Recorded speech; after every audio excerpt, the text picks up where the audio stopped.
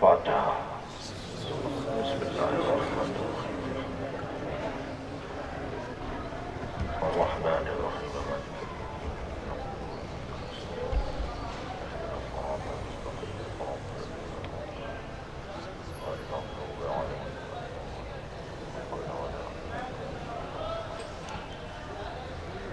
اعوذ باللہ من الشیطان الرجیم بسم اللہ الرحمن الرحیم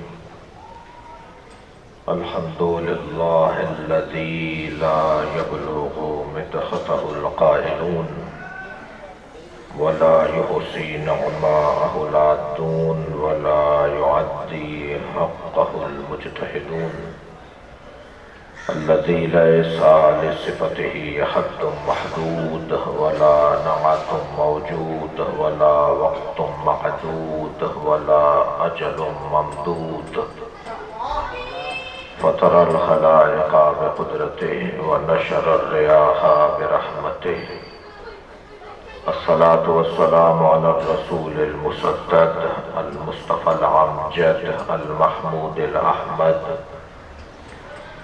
سیدنا و مولانا و مولا الکونین جد الحسن والحسین عانی ابو القاسم محمد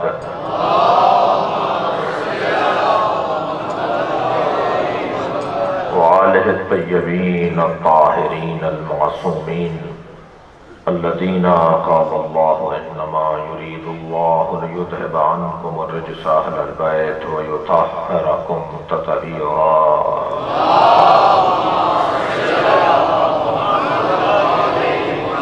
ولعنة الله على أعدائهم أجمعين من يوم عداوتهم إلى قيام يوم الدين أما بعد قال الحكيم في القرآن الكريم بسم الله الرحمن الرحيم كل نفس ذائقة الموت ونبلوكم بالشر والخير فتنة ثم إلينا ترجعون صلوات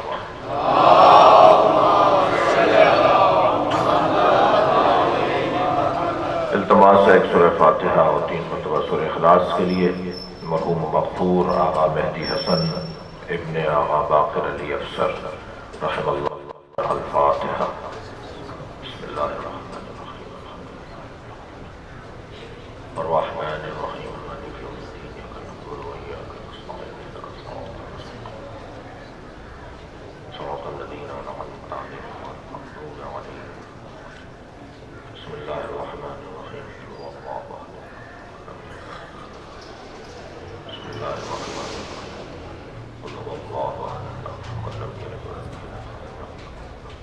اللهم صل على محمد محمد۔ سورہ مبارکہ النساء کی 34ویں آیت۔ اللہ اپنے اس کلام میں ایک حقیقت کو بیان کر رہا ہے، اور وہ لوگ بہت بڑے ہوتے ہیں جو حقیقت پسند ہوں،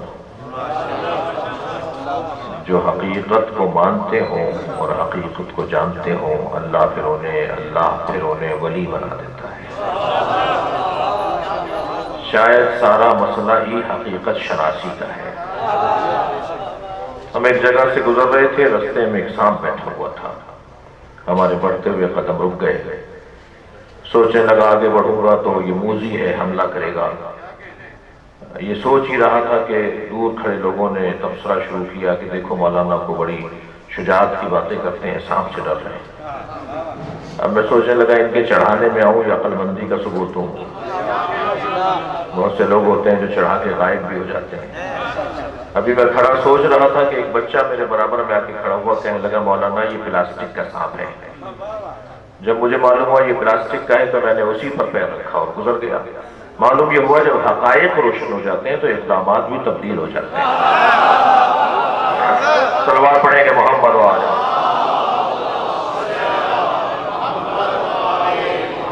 حقیقت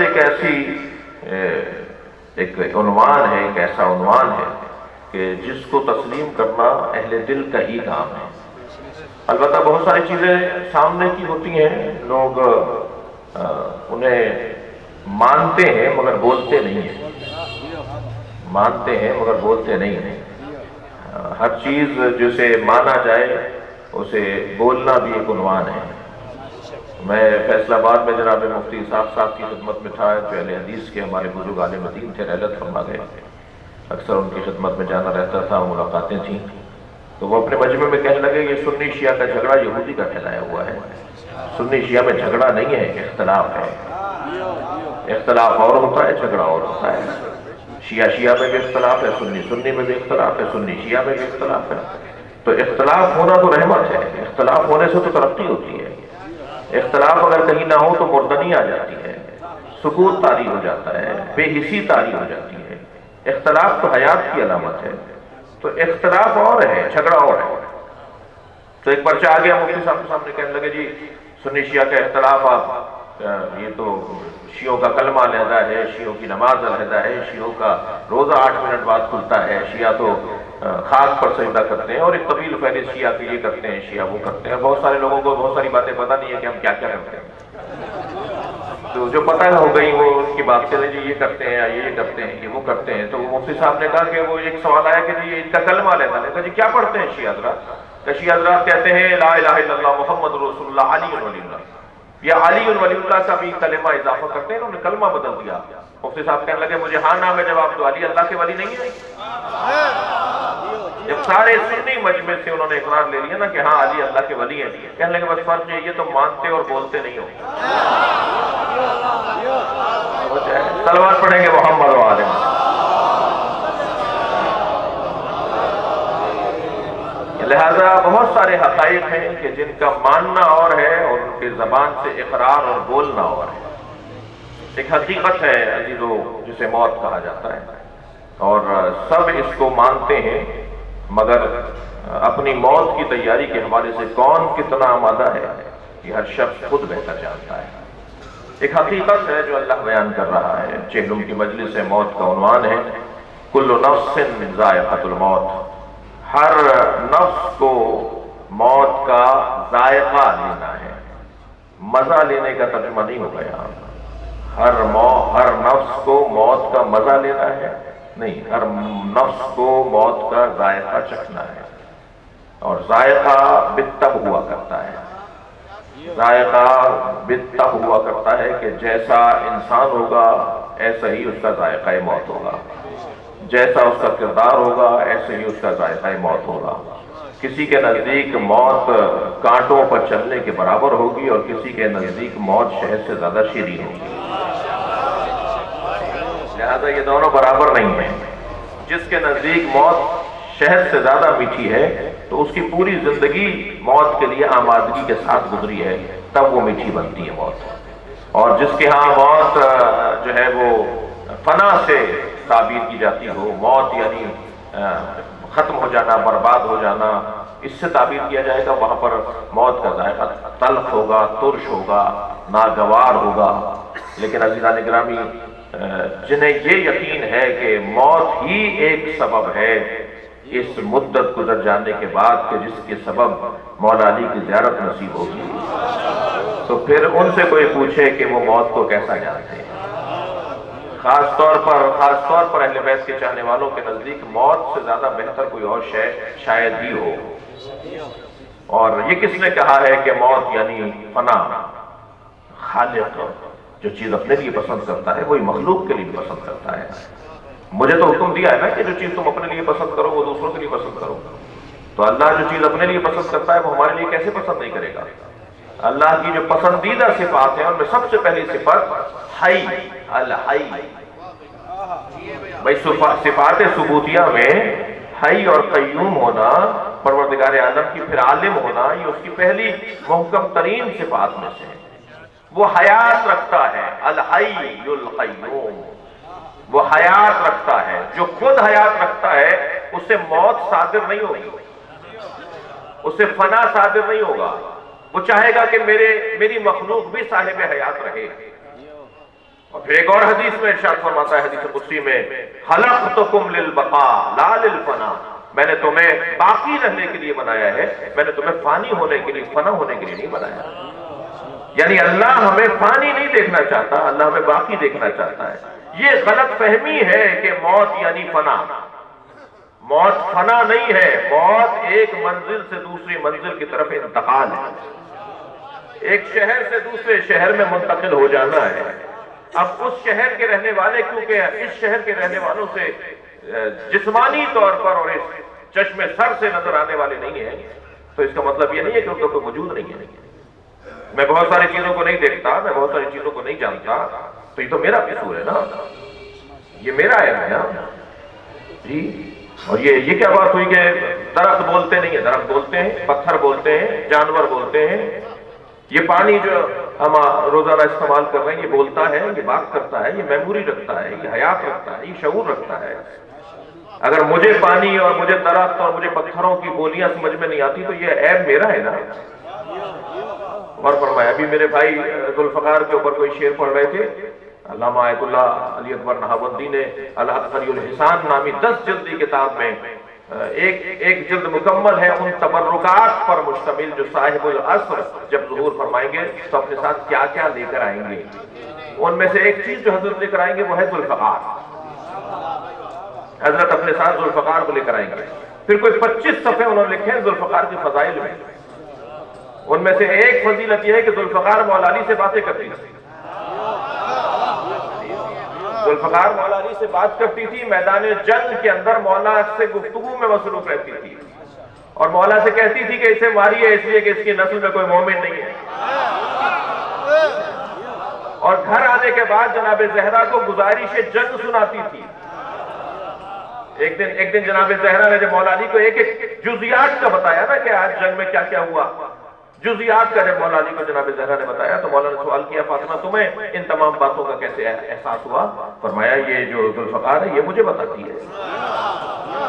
آپ محسوس کر رہے ہیں، یہ ذوالفقار بولتی ہے، مجھ سے بات کرتی ہے، مجھے گزارش جنگ سناتی ہے۔ ایک دھبا لگ گیا تھا، خون میں نہائی بھی ہوتی تھی، جب مولا لوٹتے تھے تو اسے صاف کیا گیا، مگر ایک دھبا اس سے نہیں ہٹ رہا تھا، خون کا ایک دھبا ذوالفقار سے نہیں ہٹ رہا تھا۔ علامہ علی اکبر نہاوندی لکھتے ہیں کہ جب اس کو بہت دھو لیا اور وہ دھبا نہیں ہٹ رہا تھا تو نبی نے فرمایا مولا علی سے کہ تم خود اس ذوالفقار سے پوچھو کہ یہ دھبا کیوں نہیں جا رہا۔ تو ذوالفقار بولی، ذوالفقار نے کہا کہ یا علی یہ میرے اوپر رہنے دیجئے تاکہ اسے دیکھ کر نبی، اللہ، نبی اور علی کے دشمنوں پر لعنت بھی رہے اور جہاد کرنے والوں کے لیے درود و سلام بھی رہے۔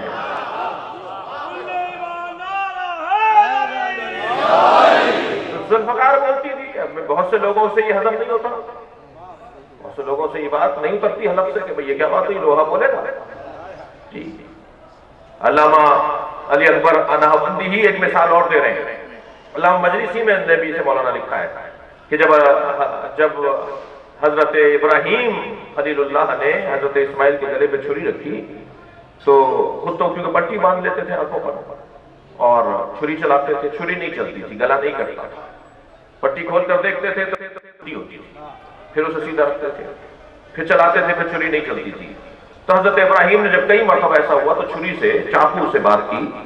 علامہ مجلسی لکھتے ہیں چاقو سے حضرت ابراہیم نے فرمایا کہ میں تجھے سیدھا رکھتا ہوں تو الٹی کیسے ہو جاتی ہے؟ تو کہنے لگا الخلیل امرنی والجلیل نہانی،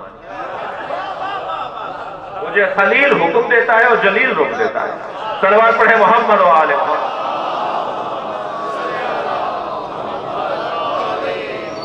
تو ذوالفقار بول رہی ہے، پتھر بول رہے ہیں، درخت بول رہے ہیں، یہ سب حیات رکھنے والے موجود ہیں، یہ سب بات کرتے ہیں۔ یہی پانی جو معمولاً ہمارے پاس اس کا استعمال بہت زیادہ ہے، یہ میموری رکھتا ہے، یہ حیات رکھتا ہے، یہ بولتا ہے، یہ پانی سے باتیں کرتے ہیں۔ کتنی دفعہ ہوا آپ کے ساتھ ایسا کہ آپ نے کسی کو آتے ہوئے دیکھا تو اندر سے آواز آنے لگی یہ اپنا ہے، اور جب آپ نے بات کی تو وہ اپنا ہی نکلا؟ وہ کیسے معلوم ہو گیا تھا آپ کو یہ اپنا ہے؟ آپ کے بدن کے اندر موجود پانی اور اس کے بدن کے اندر موجود پانیوں نے باتیں کی تھی۔ ہم عقیدہ پانی جب ہوتے ہیں، صلوات پڑھیں گا محمد۔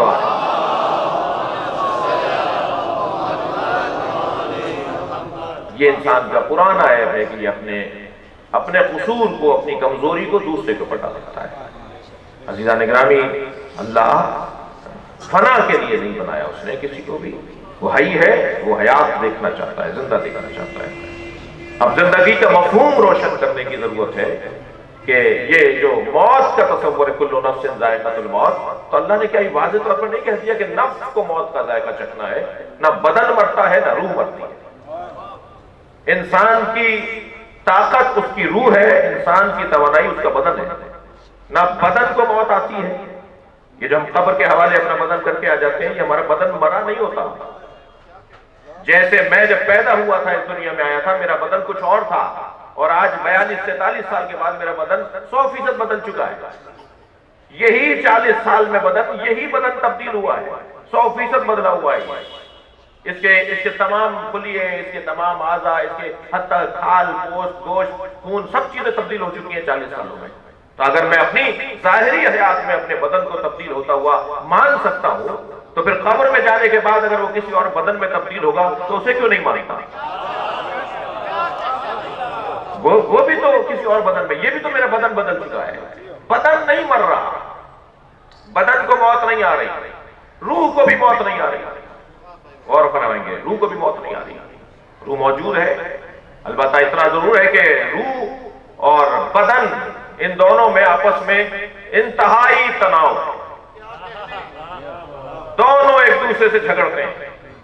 نہ بدن روح سے دوستی کرتا ہے، نہ روح بدن سے دوستی کرتی ہے۔ اچھا ساتھ رہتے ہیں مگر دوست نہیں ہیں۔ خبردار ہر ساتھ بیٹھنے والے کو دوست نہ جانا جائے، ہر وہ شخص جس سے ہاتھ ملایا جا رہا ہے اسے دوست نہ سمجھا جائے۔ صلوات پڑھیں محمد و آل محمد۔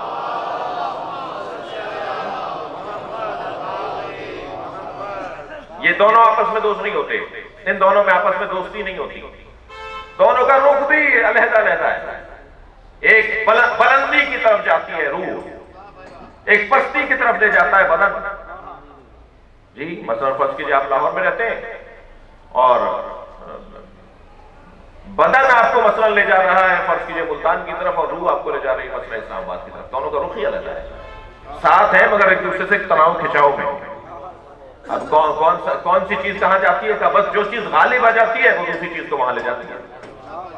اگر بدن روح پر غالب آ جائے تو پھر یہ روح جو ہے مادہ پرست ہو جاتی ہے، شہوت پرست ہو جاتا ہے، یہ بدن پھر شہوت پرست ہو جاتا ہے، پھر یہ بدن پھر عزیزان گرامی مشکلات کا سامنا کرتا ہے۔ روح اگر غالب آ جائے تو پھر یہ ولی خدا بن جاتا ہے، یہ سلمان بن جاتا ہے، یہ ابو ذر بن جاتا ہے، یہ اولیاء الہی کی صف میں آ جاتا ہے۔ تو جو چیز جس پر غالب آ جائے گی ویسا ہی پھر انسان کا عنوان زندگی کا رہا پائے گا۔ بدن اور روح میں تناؤ ہے شدید قسم کا۔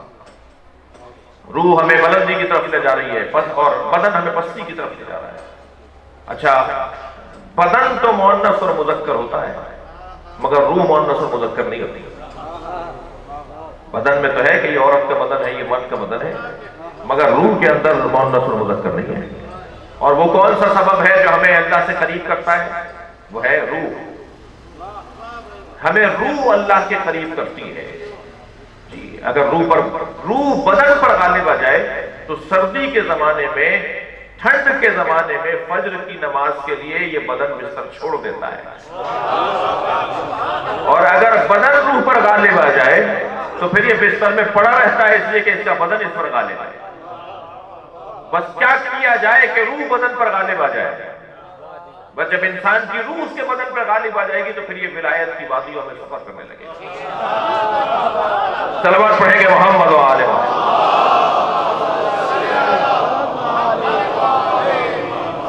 میں نے ایک جملہ کہا کہ روح مؤنث اور مذکر نہیں ہے، بدن مؤنث اور مذکر ہے۔ تو جن کی روحیں ان کے بدنوں پر غالب آتی ہیں وہ بظاہر عورت دکھائی دیں مگر میدان سے بھاگتے ہوئے کو روک رہی ہوتی ہیں، اور جن کے بدن ان کی روحوں پر غالب آ جائے بظاہر وہ مرد دکھائی دیں مگر میدان جہاد چھوڑتے نظر آتے ہیں۔ وہ کون سی چیز ہے جو انسان کو ذمہ دار اور فرض شناس بناتی ہے؟ وہ اس کے روح کا غلبہ ہے اس کے بدن کے اوپر۔ کیا بدن کو موت نہیں آتی؟ روح کو بھی موت نہیں آتی؟ کس چیز کو موت آتی ہے؟ نفس کو موت آتی ہے۔ یہ ایک تیسری چیز ہے، نہ بدن نہ روح، بلکہ ایک اور چیز ہے جسے کہتے ہیں نفس۔ کل نفس ذائقۃ الموت۔ یہ نفس ہے کیا؟ نفس ہے کیا؟ توجہ چاہوں گا، یہ نفس روح اور بدن کو جوڑنے کا ایک ذریعہ ہے۔ آپ اپنی عمارت، گھر کی عمارت بناتے ہیں، مختلف عمارت میں لگی ہوئی چیزوں کو کوئی ایک تیسری چیز جوڑ رہی ہوتی ہے، دو اینٹوں کو ایک تیسری چیز جوڑتی ہے، اور جب اس جوڑنے والی شے کی طاقت ختم ہو جاتی ہے تو یہ دونوں اینٹیں پھر علیحدہ ہو جاتی ہیں۔ یہ نفس کا کام ہے کہ روح اور بدن کو جوڑے۔ جب روح اور بدن کو یہ نفس جوڑ رہا ہوتا ہے، جب تک نفس مضبوط ہوتا ہے اس وقت تک یہ دونوں جڑے رہتے ہیں، اور جب نفس کو موت آ جاتی ہے تو یہ دونوں علیحدہ ہو جاتے ہیں۔ ہم سمجھتے ہیں کہ فنا ہو گیا، نہیں، فنا نہیں ہوا، بدن علیحدہ ہے، روح علیحدہ ہے۔ اچھا، یہی ایک اور جملہ بھی عرض کر دوں کہ جن کا بدن ہمارے بدنوں کی طرح نہیں ہے،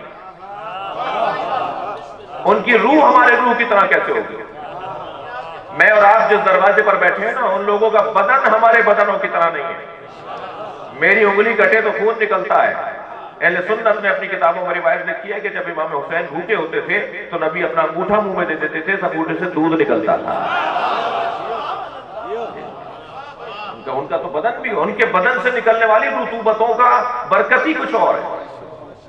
اللہ اکبر۔ عزیزان گرامی، جو لوگ توحید ناشناس توحید پرست ہے نا، انہیں کوئی جا کر پیغام دے کہ پیغمبر اکرم نے اپنے سامنے اپنی حیات میں اپنے بدن مبارک اور اپنے وجود مبارک کی تعظیم کروا کر ہمیں بتایا کہ توحید کی راہ میں کوئی رکاوٹ نہیں ہے۔ مولا نبی چاہتے تو مولا علی کی آنکھوں پہ، آشوب زدہ آنکھوں پر کوئی دوا لگا دیتے، لیکن نبی نے اپنا لعاب دہن لگا کے بتایا کہ میرا لعاب کچھ اور ہے۔ ورنہ کہتے صاحب یہ آج کا آدمی کیا بولے گا اس کو؟ جی توحید شناسی میں عدم توحید شناسی کا اظہار ہو رہا ہے۔ نبی مکرم گئے حضرت ابو ذر کے گھر پہ دعوت پر، ان کے گھر میں پانی نہیں تھا، دور سے پانی بھر کے لائے۔ کہا کہ ابو ذر تمہارے گھر میں پانی نہیں ہے؟ کہا یا رسول اللہ کنواں ہے مگر اس کا پانی کڑوا ہے۔ حضرت نے فرمایا تم نے پہلے مجھے کیوں نہیں بتایا؟ حضرت اس کی منڈیر پر بیٹھ گئے، کنویں کی پیر اپنے کنویں میں ڈال دیے، پانی پیروں کو چھونے کے لیے اوپر آیا، اور پیروں کو چھونے کے بعد ایسا میٹھا ہوا کہ شہد کی مٹھاس بھی کم پڑتی ہے۔ سرکار کے بدن مبارک، ائمہ کے بدن مبارک کی کیفیت کچھ اور ہے۔ تو جن کا بدن ان کی روحوں کے ساتھ رہنے کے بعد بھی اتنا طاقتور ہوگا، تو جب ان کی روح ان کے بدن سے علیحدہ ہو جائے گی تو ان کی طاقت میں اضافہ ہوگا یا کمی آئے گی؟ اس لیے کہ یہ بدن جو ہے روح کا پابند ہے نا، روح جب اس سے ہٹے گی تو اور طاقتور ہو جائے گی روح۔ جب ان کی زندگیوں میں، اب شبہ دور کر رہا ہوں، ایک شبہ جو ڈالا جاتا ہے، جب ان کی زندگیوں میں یا رسول اللہ مدد اور یا علی مدد کہنا جائز تھا، تو اب تو روح اور بدن علیحدہ ہو کر روح اور طاقتور ہو گئی ہے۔ اب تو بدن جو اولا یا علی اور یا رسول اللہ کہنا جائز ہے۔ صلوات پڑھیں گے محمد و آل محمد۔ موت کس کو آتی ہے؟ نفس کو موت آتی ہے۔ اور نفس کسے کہتے ہیں؟ آرزوؤں اور خواہشات کا مرکز۔ وہ بدن کی آرزویں ہوں وہ بھی نفس کے ذریعے سے، وہ روح کی آرزویں ہوں وہ بھی نفس کے ذریعے سے۔ روح کو جو چیزیں چاہیے، روح کو جو خواہشات ہیں وہ بھی نفس کے ذریعے سے روح کو پہنچیں گے، اور بدن کو جو طلب ہے وہ بھی نفس کے ذریعے سے بدن تک پہنچے گا۔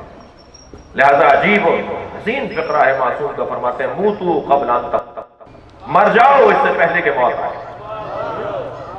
یا رسول اللہ کیا اپنے گلے پہ چھری چلا لیں؟ کیا کسی چھت سے گر جائیں؟ کیا کسی سمندر میں غوطہ لگا لیں؟ کیا اپنے آپ کو مار ڈالیں؟ کیا خودکشی کر لیں؟ مر جاؤ اس سے پہلے کہ موت آئے۔ یہ کون سی موت ہے جو نبی ہمیں مرنے سے پہلے کے دعوت دے رہے ہیں؟ فرمانے اس سے پہلے کہ تمہارے نفس کو موت آئے، اس سے پہلے تم اپنے نفس کو خود مار ڈالو، یعنی اس کی خواہشات کو مار ڈالو، اس کی آرزوؤں کو مار ڈالو، اس کی پسندیدگی کو مار ڈالو۔ یہ جو چاہتا ہے اس کے خلاف کر کے دکھاؤ۔ جب تم اپنے نفس کی خواہش کے خلاف چلو گے تو تمہارے نفس کی موت آنے سے پہلے یہ خواہشات مر چکی ہوں گی۔ اور ایسا ہی ہوتا ہے، جب یہ نفس مر جاتا ہے تو پھر لفظ میں ختم ہو جاتا ہے۔ لفظ میں، اب میں کہنے والا نہیں ہے، اب وہ ہے ہی نہیں جو اپنے اوپر بات کرتا ہو، اپنے لیے بات کرتا ہو، ختم ہو گیا۔ کل نفس ذائقۃ الموت وَنَبْلُوَكُمْ بِالشَّرِّ وَالْخَيْرِ فِتْنَةً، ہر نفس کو موت کا ذائقہ چکھنا ہے اور ہم تمہیں آزمائیں گے شر اور خیر کے ذریعے سے۔ یہاں فتنے سے مراد فتنہ ہماری زبان والا اردو والا فتنہ نہیں ہے، فتنے سے مراد آزمائش۔ ہم تمہیں شر اور خیر کے ذریعے سے آزمائیں گے، شر بھی تمہارے سامنے ہوگا، خیر بھی تمہارے سامنے ہوگا۔ کمال تمہارا یہ ہوگا کہ تم ان میں سے کس کا انتخاب کر پاؤ۔ اور اس سے زیادہ بڑے کمال کی طرف توجہ کریں، مولا علی فرماتے ہیں وہ عقل مند نہیں ہے جو شر اور خیر میں سے خیر کا انتخاب کر لے، عقل مند وہ ہے جو دو شروں میں سے ایک شر کو جان سکے کہ کون سے کا انتخاب کرنا ہے۔ مگر ہم تمہیں آزمائیں گے شر کے ذریعے۔ اچھا، اللہ نے شر بھی بنایا ہے؟ اللہ نے شر کو خلق کیا ہے؟ نہیں، اللہ خالق خیر ہے، خالق شر نہیں ہے۔ اللہ نے شر کو بنایا ہی نہیں۔ ہمارا عقیدہ، ہم اہل بیت کے دروازے پر بیٹھنے والوں کے کچھ عقیدے، کچھ مخصوص عقائد ہیں ہمارے، اور الحمدللہ ان عقائد کے پیچھے ہمارے پاس قرآن کی آیات اور احادیث پیغمبر موجود ہیں۔ عقلی طور پر بھی ان عقیدوں کی ضرورت ہے۔ بہت چند ایسے عقائد ہیں کہ جو ہمارے بھائیوں کے نہیں ہیں، ہمارے عزیزوں کے نہیں ہیں، مگر ہمارے وہ عقائد بہت روشن ہیں۔ مثلا رجعت کا عقیدہ مسلمانوں میں ہمارے علاوہ کسی اور کا نہیں ہے۔ غور فرما رہے ہیں کہ قیامت آنے سے پہلے کچھ ہستیوں کو دوبارہ زندہ کیا جائے گا، کچھ ہستیاں دوبارہ سے آئیں گی، یہ ہمارا عقیدہ ہے، ہمارے بھائیوں کا نہیں ہے۔ اور بہت سارے بھائیوں نے اس پہ شبہات ڈالے اور ہم نے ان کے جوابات بھی ہمارے بزرگوں نے دیے ہیں کہ اس کائنات میں، اختتام کائنات سے پہلے مولا امام حسین آئیں گے، امام کی 10 سال تک حکومت ہوگی پوری دنیا کے اوپر۔ امام مہدی کا نماز جنازہ اور امام کو غسل و کفن اور دفنائیں گے بھی امام حسین۔ صلوات پڑھے گا محمد علیہ۔ کائنات کا مظلوم ترین فرد حسین ابن علی اس پوری کائنات پر، اس پوری زمین پر اللہ کی حکومت کے ذمہ دار ہوتے ہیں۔ یہ ہمارا عقیدہ ہے۔ اور شخصیات بھی ہیں، بہت ساری چیزیں ان کے ساتھ آئیں گی، بہت ساری ہستیاں ان کے ساتھ اٹھائی جائیں گی، اور سب دیکھیں گے، زیارت کریں گے، اور جن لوگوں میں جو لوگ آئیں گے دوبارہ سے اٹھا کر لائے جائیں گے، ان میں سے ایک نام حضرت مالک اشتر کا بھی ہے۔ مالک اشتر رجت کرنے والی ہستیوں میں سے ہوں گے۔ میں تو کبھی کبھی مالک اشتر پہ بات کرتا ہوں، یہ جملہ کہتا ہوں گزر جاتا ہوں کہ مالک اشتر سے کتنی عظمت ہے کہ پہلے امام کے لشکر کا بھی سپہ سالار ہے اور آخری امام کے لشکر کا بھی سپہ سالار۔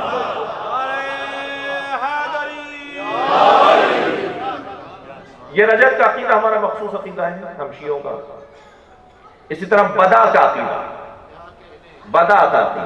یہ ہمارا مخصوص عقیدہ ہے، اور بدا کا یقیناً تفصیل ہے، مگر یہاں صرف ایک جملے میں عرض کر دوں اپنے محترم سننے والوں کے لیے کہ تقدیر کی تبدیلی کو بدا کہا جاتا ہے۔ جب انسان کی تقدیر تبدیل ہو تو اسے بدا کہا جاتا ہے۔ اب یہ بدا اللہ کے لیے حاصل ہو رہا ہے یا بدا میرے لیے حاصل ہو رہا ہے، یہ پھر تفصیلی گفتگو ہے۔ ہمارے بھائیوں نے اس پہ اعتراض یہ ڈالا ہے کہ نہیں، تم یہ کہتے ہو اپنے اس عقیدے کے ذریعے کہ اللہ کا علم تبدیل ہوتا ہے، تقدیر بدلنے کا مطلب ہے کہ علم تبدیل ہو گیا۔ اللہ نے فیصلہ کر دیا تھا تمہارے لیے کہ 70 سال تک زندہ رہو گے، پھر بدا حاصل ہو گیا تو اللہ نے 90 سال کر دیا، تو اللہ کا علم بدل گیا؟ معاذ اللہ، اللہ کا علم تبدیل نہیں ہوتا، میں تبدیل ہوتا ہوں۔ جب میں تبدیل ہو جاتا ہوں تو میرے بارے میں فیصلہ بھی میری وجہ سے ہی بنا تھا، میری وجہ سے ہی تبدیل ہوتا ہے۔ یہ ہمارا مخصوص عقیدہ ہے جسے بدا کا عقیدہ کہتے ہیں۔ ایک اور عقیدہ ہمارا مخصوص عقیدہ ہے، اور وہ ہے شفاعت کا عقیدہ۔ اور شفاعت کا عقیدہ ہمارے بھائیوں کے بھی ہے، لیکن ہمارے اس میں کچھ چیزوں کا اضافہ ہے۔ ہم شفاعت کے قائل ہیں، نبی آل نبی ہمارے شفاعت کریں گے، ہم اس کے قائل ہیں۔ اور اس کے بارے میں معصوم فرماتے ہیں اگر کوئی عقیدہ شفاعت نہیں رکھتا تو ہم اہل بیت سے اس کا تعلق نہیں ہے۔ موت کی مجلس سے ایک جملہ کہہ دوں، اللہ نے گنہگاروں کو اس گھرانے کے حوالے کر دیا۔ صلوات پڑھے ذرا محمد و آل محمد۔ خبردار، تم سے بڑی بڑی خطائیں بھی اگر سرزد ہو گئی ہیں تو ان کا دروازہ چھوڑ کر نہیں جانا۔ تم جاؤ گے بھی تو کہاں جاؤ گے، کہو گے تو کس سے جا کے کہو گے، رو گے تو کس سے جا کے رو گے، ان کا دروازہ چھوڑ کر نہیں جانا۔ ابو بصیر جا رہے ہیں حج کرنے کے لیے عزیزو، میرے چھٹے امام کے، میرے چوتھے امام کے، میرے پانچویں، میرے ساتویں امام کے شاگردوں میں سے حج کرنے جا رہے ہیں، بصرے کے رہنے والے ہیں۔ सारे महल्ले से रुखसत लिए कि दरवाजे पर गए सलाम करने के लिए, रुखसत लेने के लिए। लेकिन अबू बसीर की राह में एक ऐसा दरवाजा, ऐसा घर भी आया कि जो एक बदनाम तरीन, बदकार तरीन, एक तमाम बुराइयों का जड़, तमाम फसाद और तमाम खामियों और तमाम गुनाहों का जड़ घर था। अबू बसीर ने उसका दरवाजा नहीं बजाया। जब दूसरे दिन रुखसत होने लगे तो सारा शहर रुखसत करने के लिए आया। वो शख्स भी जिसके घर अबू बसीर नहीं गए थे, वो भी आया रुखसत करने। करीब आकर कहता है, अबू बसीर मैं इस काबिल तो नहीं था कि आप मेरे घर आते, आपने सही किया कि आप मेरे घर नहीं आए। सारा शहर मेरी बुराइयों से आगाह व आशना है। मगर अबू बसीर जब आप मक्के में हज कर लें और मदीने में मेरे इमाम की खिदमत में ज़ियारत के लिए जाएं तो मेरा सलाम पहुंचा दिएगा और इमाम से बस इतना पूछिएगा कि आप मुझ जैसे की बख्शिश भी मुमकिन है। अबू बसीर कहते हैं मैंने मक्के में हज किया, जब मदीना पहुंचा तो मेरे पास हदाया थे, नज़ूरात थे, तोहफे थे, खुतूत थे, नामे थे, पैगामात थे जो इमाम को मुझे पहुंचाने थे। मैंने एक एक अमानत हजरत के हवाले की। जब सब कुछ मैंने दे दिया तो हजरत की आवाज़ आई, अबू बसीर कुछ और भी है? मैंने कहा नहीं मौला, जो मुझे मिला था मैंने पहुंचा दिया। नहीं अबू बसीर कुछ और भी तुम्हारे पास है। अबू बसीर कहते हैं मुझे याद नहीं आया। तो मैंने कहा मौला मेरे पास जो कुछ था मैंने पहुंचा दिया। हजरत ने फरमाया वो सलाम पहुंचाओ जो एक गुनहगार तरीन फर्द ने मुझे भेजा है। अबू बसीर कहते हैं हाँ मौला ऐसे ही था कि आप जब तुम उसके पास वापस जाओ, तुम अपने शहर वापस जाओ तो सबसे पहले उसके दरवाजे पे जाना और जाकर हमारा सलाम, हमारे सलाम का, तुम उसके सलाम का हमारी तरफ से जवाब पहुंचाना और कहना कि इमाम ने तुमसे एक वादा मांगा है और इमाम ने तुमसे एक वादा किया है। जाके कहना कि एक वादा तुम अपने इमाम से करो कि आइंदा गुनाह नहीं करोगे, जो हुआ सो हुआ, जो किया जो वो किया। और एक इमाम तुमसे वादा करता है कि तुम्हारी शिफाअत करेगा, तुम्हारा इमाम तुम्हारी बख्शिश करवाएगा, तुम्हें जन्नत में ले जाएगा। मैं इंतहाई मोहतरम सुनने वालों के तवस्सुल से ये जुमला भी कहता हुआ पढ़ूं, मुझे और आपको ये एजाज हासिल है कि हम जिस दरवाजे पर बैठे हैं उनके अलावा किसी ने इस लहजे में बात नहीं की है। किसी भी बड़े बड़े मकतब है दुनिया के अंदर, बड़े बड़े मसलक है दुनिया के अंदर, मगर किसी भी मसलक के सरबराह ने और बड़े ने ये नहीं कहा है कि हम जन्नत में लेके जाएंगे, हम बख्शिश करवाएंगे, हम तुम्हारी शिफाअत करवाएंगे, हम तुम्हारी कब्र में आके तुम्हारी मदद करेंगे।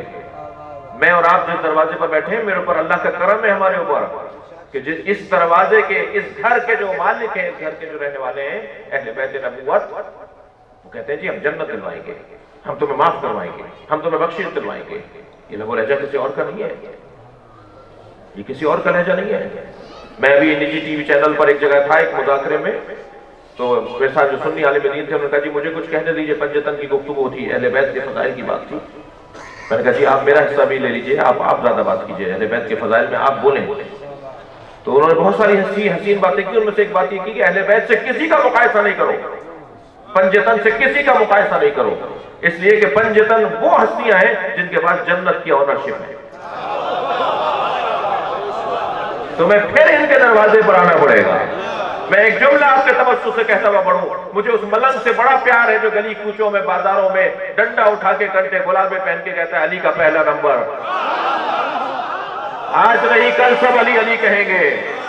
ये जो मलंग आवाज लगा रहा होता है ना कि आज नहीं कल सब अली अली कहेंगे, बहुत सी जगहों पर ये पैगाम पहुंचाने के लिए मैं नहीं जा पाता, मगर ये मलंग चला जाता है।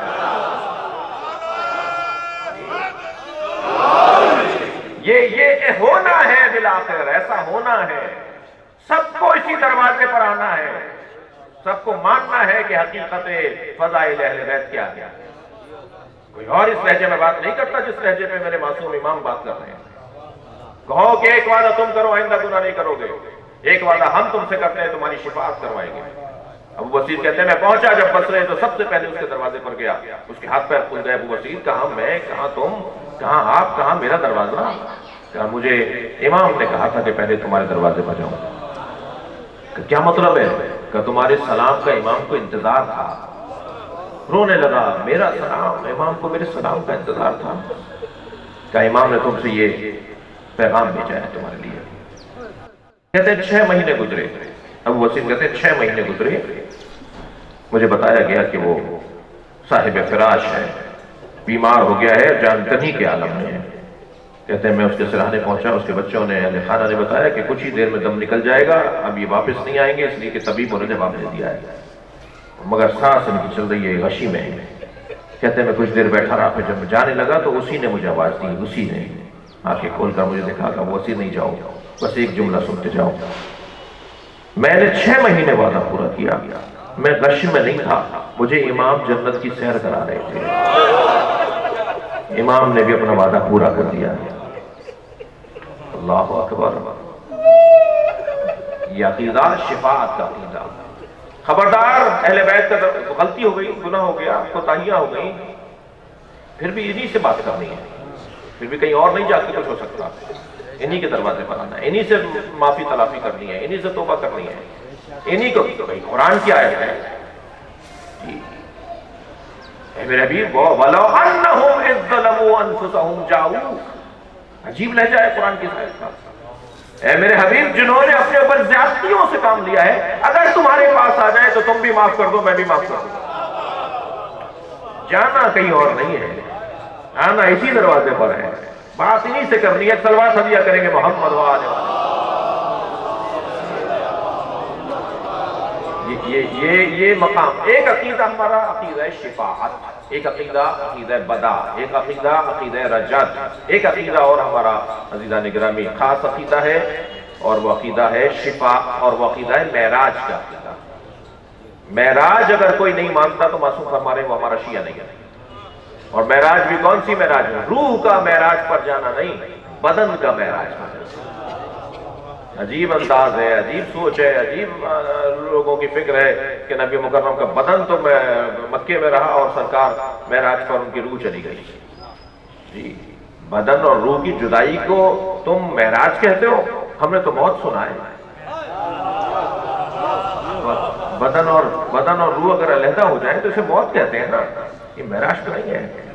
سرکار کا بدن مبارک معراج پر گیا ہے، یہ ہمارے عقائد میں سے ایک عقیدہ ہے۔ اور ان عزیزان گرامی عقائد میں کہ جس میں ہم بہت ہی روشن اور واضح ہیں، وہ ہے عقیدہ توسل۔ اہل بیت سے دنیا میں توسل کرنا واجب ہے، اختیاری نہیں ہے، جائز نہیں ہے، واجب ہے۔ غور فرما رہے ہیں عزیزان گرامی؟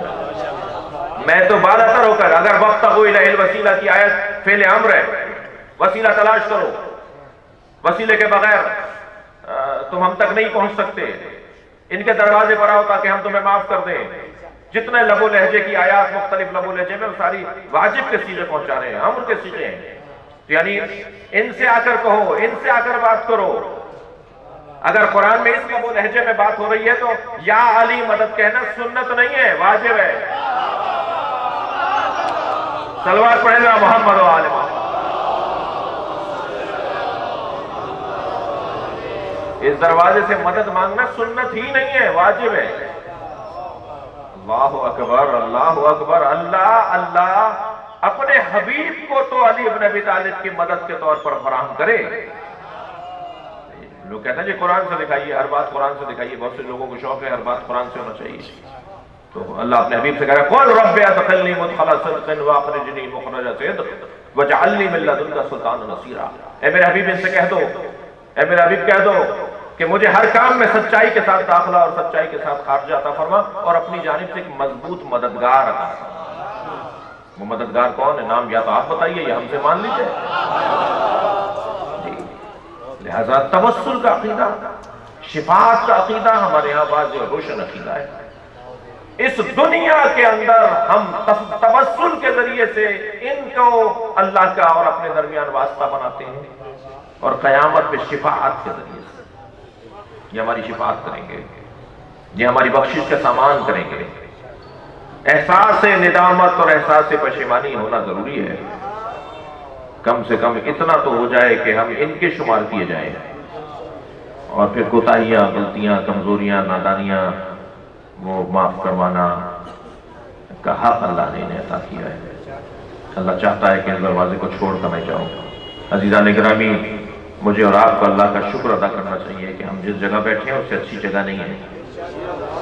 دنیا کہاں بیٹھی ہے مجھے نہیں پتا، مگر میں جہاں بیٹھا ہوں، ہم جہاں بیٹھے ہیں وہاں سے جنت کا راستہ بنتا ہے۔ وہاں سے بخشش کی راہیں بنتی ہیں، وہاں سے ترقی کی راہیں بنتی ہیں۔ میرٹ کی بات کرنے والے نوکریاں میرٹ پر دو، نوکریاں میرٹ پہ دو، ٹرانسفر میرٹ پہ ہونے چاہیے، داخلے میرٹ پر ہونے چاہیے، میرٹ میرٹ میرٹ کی باتیں ساری دنیا میں پھیلی ہوئی ہیں۔ اگر تاریخ اسلام میں ایک مجلس میں، ایک نشست میں میرٹ کا قتل نہ ہوا ہوتا تو آج مسلمانوں کا یہ حال نہیں ہوتا۔ یہ ساری پریشانیاں ہیں اس لیے کہ میرٹ کا قتل ہوا ہے۔ اور میرے اور آپ کے لیے اعزاز ہے کہ ہم جس دروازے پر بیٹھے ہیں وہاں مکمل میرٹ پر فائز لوگ ہیں، مکمل قابلیت اور اہلیت پر فائز لوگ ہیں۔ کوئی کمال دنیا میں ایسا نہیں ہے جو یہاں کمال پر نہ ہو۔ جواز نہیں بنتا پھر کہیں اور جانے کا۔ صلوات پڑھیں ذرا محمد وعلیہ۔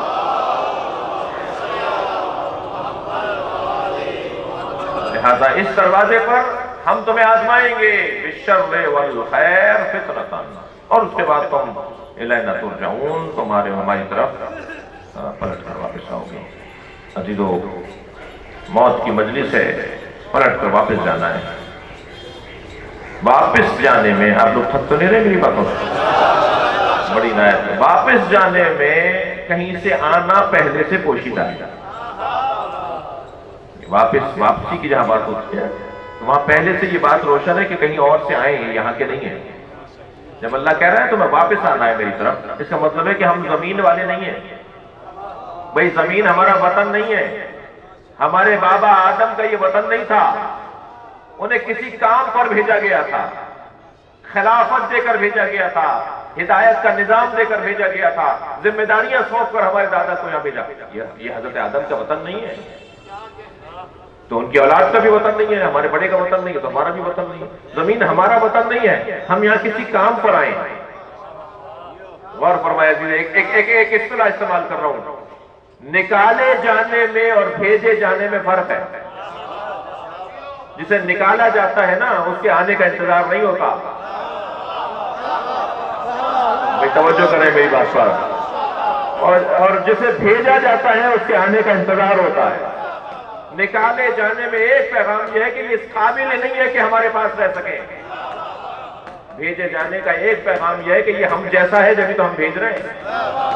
بھئی سورہ برات کی تبلیغ کرنے کے لیے کوئی بھی نہیں گیا ہو، لیکن آیت تو آئی نا کہ یا نبی اس پیغام کو یا آپ پہنچائیں یا آپ جیسا پہنچائیں۔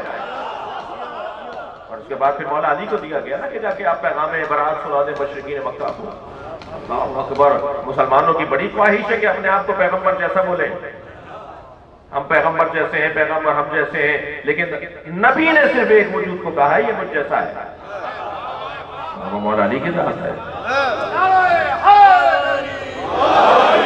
تمام تر فضائل کا مجموعہ یہ بنانا ہے، تمام تر عظمتیں بنام اہل بیت ہیں، کوئی فرق نہیں ہے ان پانچوں میں، اور بہت فرق ہے ان کے علاوہ دوسرے ہستیوں میں اور ان کے درمیان۔ اور یہ میرا عقیدہ نہیں ہے، یہ ایک مسلمانوں کا مسلم عقیدہ ہے۔ اور جسے علامہ اقبال بھی بڑی حسین انداز سے بیان فرماتے ہیں، مریم از یک نسبت عیسیٰ عزیز، ایک نسبت عیسیٰ کی وجہ سے مریم صاحب عزت ہے، اسے نسبت حضرت زہرا عزیز، تین نسبتوں کی وجہ سے حضرت زہرا صاحب عزت ہے۔ کوئی مقایسہ نہیں ہے مریم اور حضرت زہرا کا۔ سورہ نازل ہوا ہے اس لیے کہ ان کا دور نہیں ہے، ان کے دور میں اگر یہ قرآن نازل ہوا ہوتا تو شاید حضرت مریم کے نام کا بھی سورہ نہ آتا، اس لیے کہ مزاج اللہ جانتا ہے بندوں کا، یہ ماضی کی باتوں کو نہیں دہراتے، حال سے الجھتے ہیں۔ یہ اس مزاج کے لوگ ہیں کہ اگر علی، فاطمہ، حسن، حسین نام کی آیات اللہ نے نازل کر دی ہوتی، یہ نام اللہ نے نازل کر دی ہوتے تو جو جعلی اللہ بنا سکتے ہیں وہ جعلی نام بھی بنا لیتے ہیں۔ اللہ نے جھگڑوں میں نہیں رکھا، علی کا نام نازل نہیں کروں گا، علی کا کام نازل کروں گا۔ تو کوئی علی جیسا ہے تو ایسا کام لے کر آئے، کوئی فاطمہ زہرا جیسی ہے تو ایسا کام لے کر آئے، حسین جیسا کردار لے کر آئے۔ لہذا کوئی مقایسہ نہیں ہے۔ علامہ اقبال بھی فرما رہے ہیں، اسے نسبت حضرت زہرا تھی، تین نسبتوں کی وجہ سے حضرت زہرا کو اللہ نے عزت عطا کی ہے۔ نور چشم رحمت للعالمین، یہ نبی کے آنکھوں کا نور ہے، رحمت پروردگار پر اللہ کی رحمت ہے۔ آن امام اولین و آخرین، دوسری نسبت فرماتے ہیں بانوے آن تاجدار العطا، مرتضی مشکل کشا شیر خدا، یہ مشکل کشا کی زوجہ ہے۔ فرماتے ہیں مادریان مرکز پرکار عشق، یہ اس حسین کی ماں ہے جو عشق کے دائرے کا مرکز ہے۔ مادریان مرکز پرکار عشق، مادریان کاروان سالار عشق، دنیا میں کوئی عشق کا کاروان نہیں ہے جس کی سالاری حسین نہ کرتے ہو۔ عاشقوں کے سربراہ کو حسین کہا جاتا ہے۔ عشق کی وادی میں راہیوں کو کی سربراہی نصیب ہوتی ہے۔ یہ کربلا داستان عشق ہے، جسے خود علامہ اقبال نے بھی کہا ہے جی، حدیث عشق تو بابست کربلا و دمشق۔ علامہ اقبال فرماتے ہیں حدیث عشق، یہ کربلا عشق کی داستان ہے، حدیث عشق ہے۔ حدیث عشق تو بابست کربلا و دمشق، یکے حسین رقم کرد دیگر زینب۔ ایک داستان عشق حسین نے لکھی ہے اور ایک داستان عشق زینب نے لکھی ہے۔ یہ عاشقوں کا قافلہ تھا جو کربلا میں جمع ہوا تھا۔ بے خطر کود پڑا آتش نمرود میں عشق۔ عشق کا انداز ہی کچھ اور ہوتا ہے۔ عاشق یہ نہیں دیکھتا کہ میں بچوں گا اس چلوں گا، عاشق اپنی حیات اپنے مولا کی اطاعت میں ڈھونڈتا ہے۔ عاشق کے نزدیک مولا کی اطاعت ہی حیات ہے، چاہے اس کی نتیجے میں بدن کو موت آئے، بدن اور روح علیحدہ ہو جائے، یا نہیں حیات ظاہری آ جائے۔ وہ یہ نہیں دیکھتا کہ میں بچوں گا یا مروں گا، وہی دیکھتا ہے میرا مولا کیا چاہتا ہے۔ اللہ اکبر۔ جب پھینکا جا رہا تھا حضرت ابراہیم کو آتش نمرود میں، تو جبریل نے آ کے کہا تھا حلک حاجت یا ابراہیم، اے ابراہیم کوئی حاجت ہے؟ تو حضرت ابراہیم نے فرمایا تھا اما الیک فلا، ہاں ہے مگر تم سے نہیں۔ کہا پھر کس سے؟ کہا اسی سے ہے جس نے تمہیں آنے کی اجازت دی ہے۔ کہا پھر کوئی پیغام اس کے لیے؟ فرمایا علمہ بحالی یغنی عن سوالی، وہ اللہ میرے حالات سے آشنا ہے، مجھے کوئی سوال کی ضرورت نہیں ہے، بس یہی بہت ہے کہ وہ میرے حالات سے آشنا ہے، وہ مجھے جانتا ہے، وہ میری طرف توجہ کر رہا ہے۔ یہی لہجہ کربلا میں حسین ابن علی کا۔ لاشیں تو ہزاروں میرے مولا نے بہت اٹھائے، مگر 3 لاشوں پر حسین کی آنکھوں سے آنسو رکتے نہیں تھے۔ ایک لاشا جس پر حسین بہت روئے وہ عباس کا لاشا ہے۔ جب پہنچے ہیں اپنے بھائی کے لاشے پر تو امام حسین کمر پکڑ کر آ رہے تھے۔ الان انکسر ظہری، اے عباس اب میری کمر ٹوٹ گئی، اب تمہارے بعد اس دنیا میں رہنے کا کوئی لطف نہیں رہا۔ عباس علمدار کے لاشے پر حسین عزاداروں بہت روئے۔ دوسرا لاشا سنیں گے جس پر امام حسین نے بہت کریا کیا، وہ لاشا ہے علی اکبر کا لاشا۔ گرتے پڑتے زمین پر اٹھتے بیٹھتے حسین اپنے بچے کے لاشے پر پہنچے ہیں اور آواز دے رہے تھے اے علی اکبر مجھے آواز دو، مجھے کچھ نظر نہیں آیا، میری آنکھوں کا نور چلا گیا ہے۔ تو پیروں کے قریب سے آواز آئی بابا میں آپ کے قریب ہی ہوں۔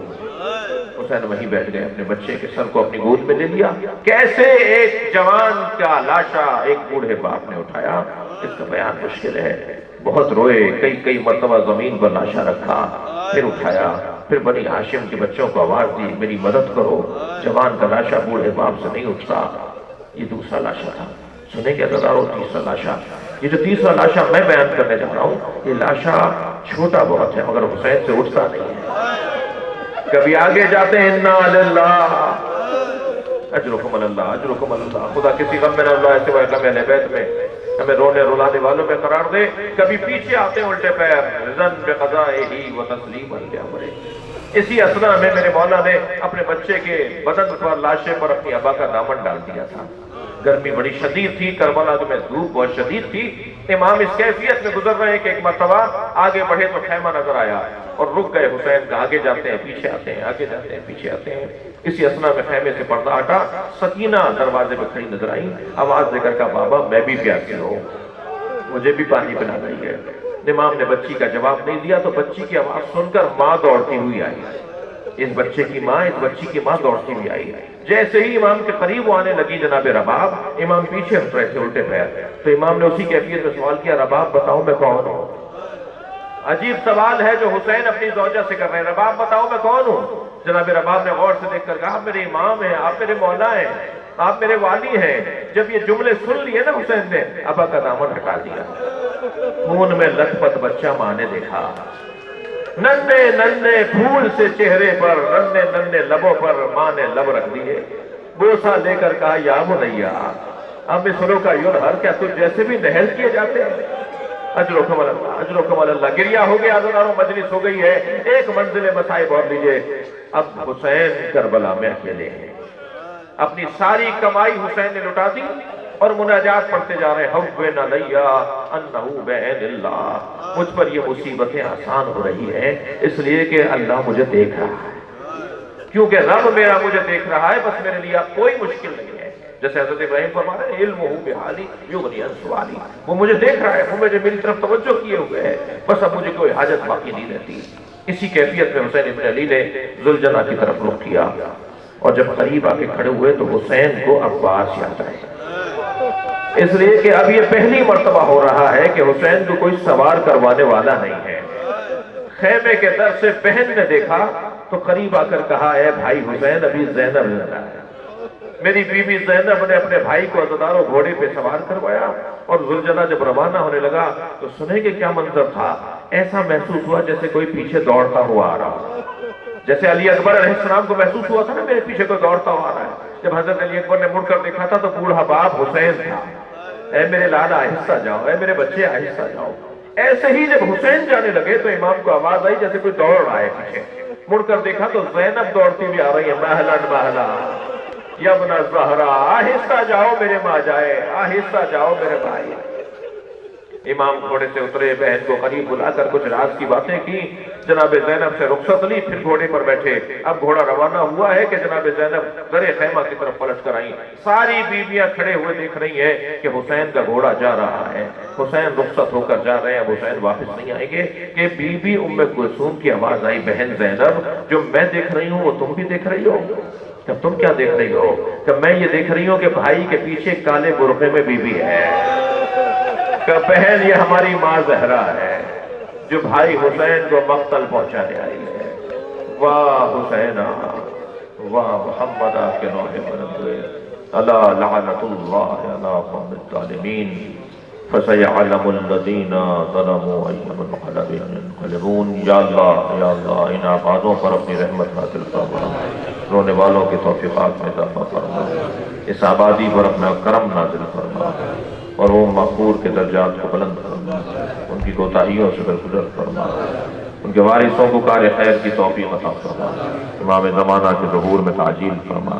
مزید ایک سورہ فاتحہ، 3 مرتبہ سورہ اخلاص، اور وہ مغفور آغا مہدی حسن ابن آغا باقر علی افسر رحم اللہ من قرأ الفاتحہ۔ بسم اللہ الرحمن الرحیم الرحمن الرحیم مالک إياك نعبد صراط الذين أنعمت عليهم غير المغضوب عليهم۔ بسم الله الرحمن الرحيم الله أحد لم يلد ولم يولد ولم يكن له بسم الله الرحمن الرحيم الله أحد لم يلد ولم يولد ولم يكن له اللهم صل على محمد وعلى محمد وعلى فرجه